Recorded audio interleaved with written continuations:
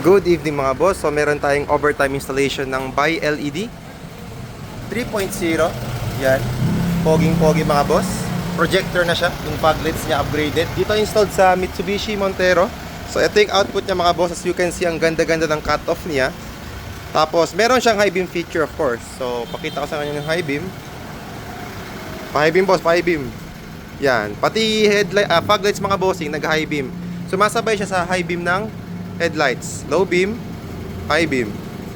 Yan. Kitang-kita nyo mga boss yung performance. Sobrang lawak ng sakop. Compare nyo po sa headlights. Kaya na po kaliit. So, ito mga boss, ganitong klaseng setup. Di na po kayo mahihirapan mag-drive sa gabi. Especially during rainy seasons, tsaka mga foggy na lugar.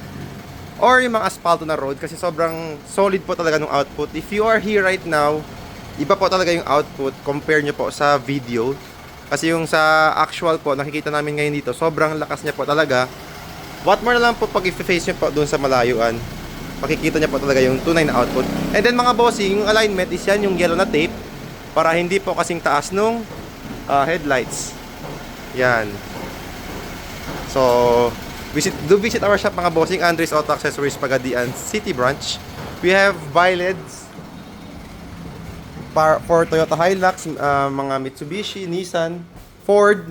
So ito yung 2.0 pang mga Toyota at mga bossing, pang mga latest model. Ito naman para sa mga all generation, lahat ng kotse pwede ito mga boss. Meron kami different brackets for each car. So pwede po yan. So yun lang mga boss. Peace.